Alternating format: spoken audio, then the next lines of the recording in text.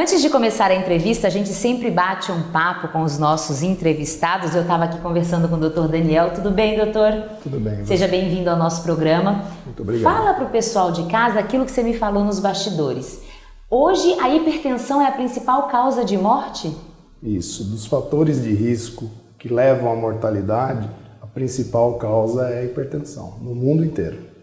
Por quê? Explica para quem está em casa. Porque a hipertensão aumenta muito o risco do desenvolvimento de doenças, tanto do coração quanto cerebrais. No coração seria o infarto e no cérebro o derrame, conhecido também como AVC.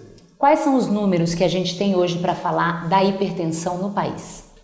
Os estudos mostram que praticamente 30% da população brasileira tem hipertensão. Um pouco mais em homens, mas gira em torno de 30%. E quais são os sintomas? A hipertensão, normalmente, ela é assintomática. Esse que é o maior problema. Uma doença silenciosa. Silenciosa. Então. Se a pessoa não busca fazer uma aferição, participar de um programa onde se busca detectar hipertensão, normalmente essa pessoa não sabe que está hipertensa. Mas existe um mal-estar, algo que possa falar assim, pode ser que eu tenha aí a pressão alta? Porque às vezes, assim, nas conversas de calçada, quem tem a vozinha, né, a pessoa diz, o olho tá tremendo. Isso é pressão alta.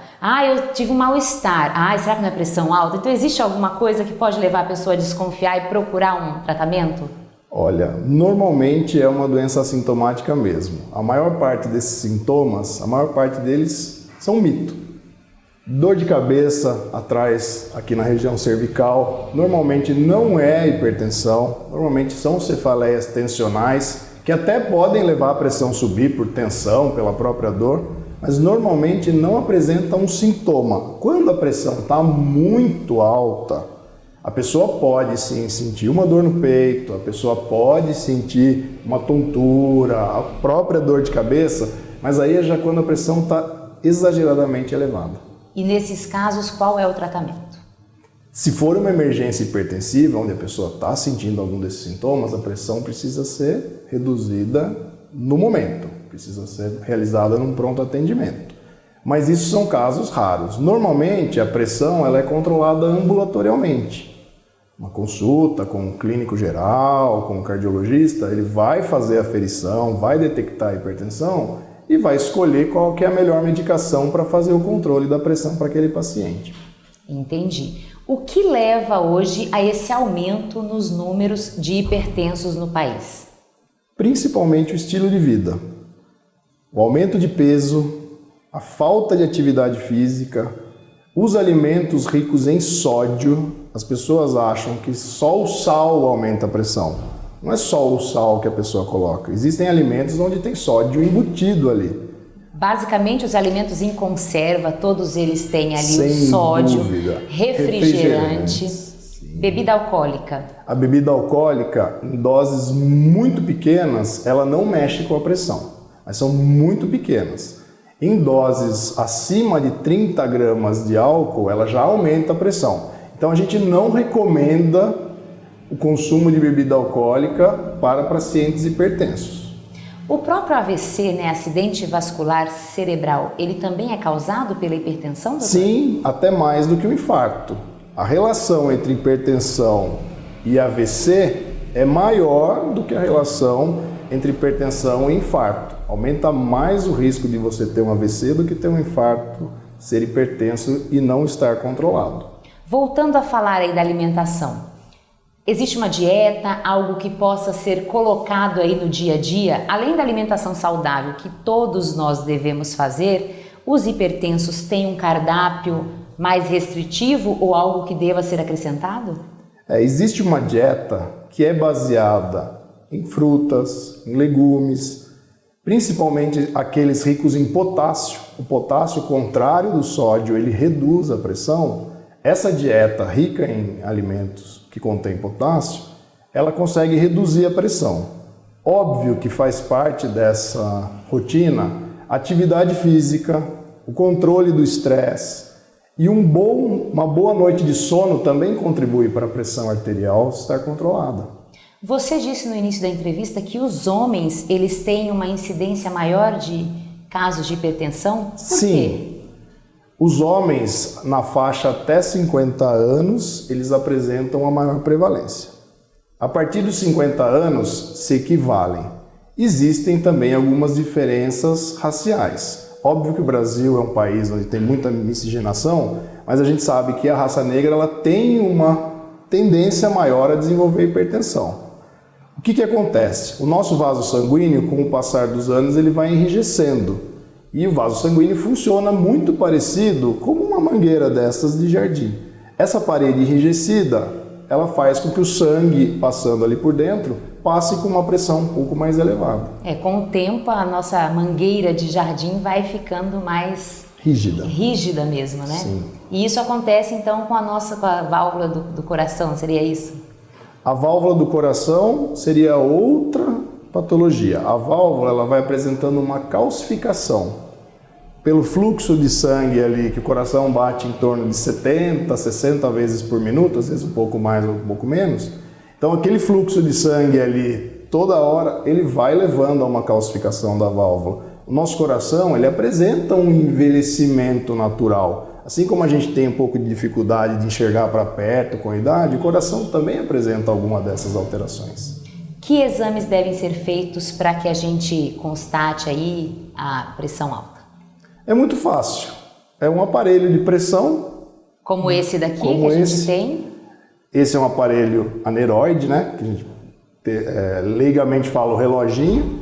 Se ele estiver bem calibrado na mão de uma pessoa que tem capacidade técnica para realizar a pressão, é mais do que suficiente. Existem casos da hipertensão do avental branco. São pessoas que ficam ansiosas, ficam nervosas na frente do médico. E a hora que vai medir, essa pressão ela está um pouco mais alta do que o real. Nesses casos, existe um exame que é a monitorização ambulatorial da pressão. É um aparelho que a pessoa instala, vai embora para sua casa, faz as suas atividades. Dorme às vezes? Dorme com o aparelho e no outro dia ela retira. E a gente consegue daí analisar a média dos valores, tirando esse efeito do avental branco. E qual é aí a pressão ideal?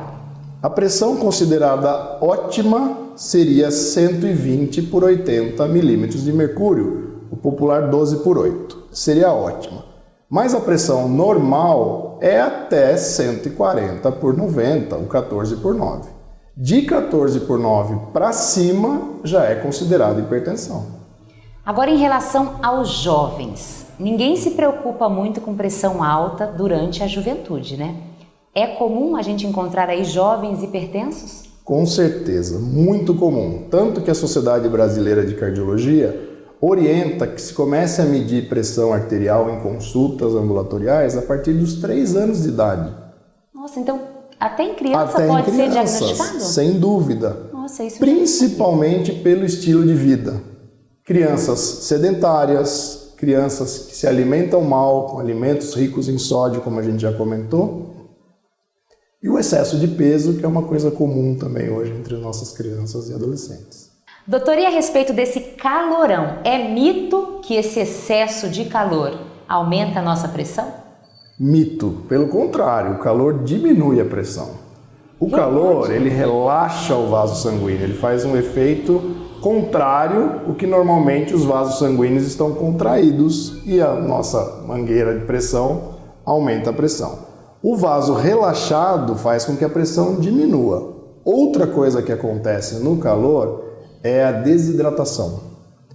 Crianças, idosos têm uma tendência maior à desidratação. Somar a desidratação com o efeito do calor nos vasos sanguíneos, a tendência da pressão é cair. Por isso que muitas pessoas, às vezes em lugar muito quente, muito abafado, têm queda de pressão, passam mal. Tá certo. Bom, então mais um mito aí que foi desvendado, porque às vezes a gente ouve, né? Desse calorão, coitado, a pessoa tem pressão alta. Então é um mito, viu? Para você que está em casa, o calor não aumenta aí a sua pressão.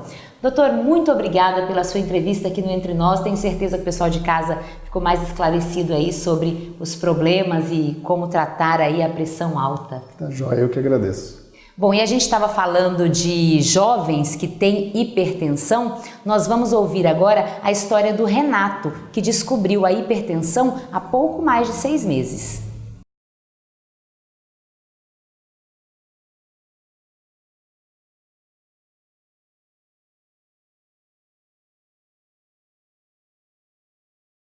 Eu descobri a hipertensão porque eu estava muito sedentário. Às vezes eu sentia dor de cabeça e não tinha disposição para nada. Estava muito acima do peso. Eu cheguei a pesar 120 quilos.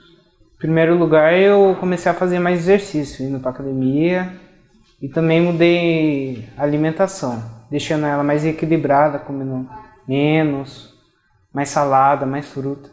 Eu gostava muito de coxinha e refrigerante e tive que tirá-los.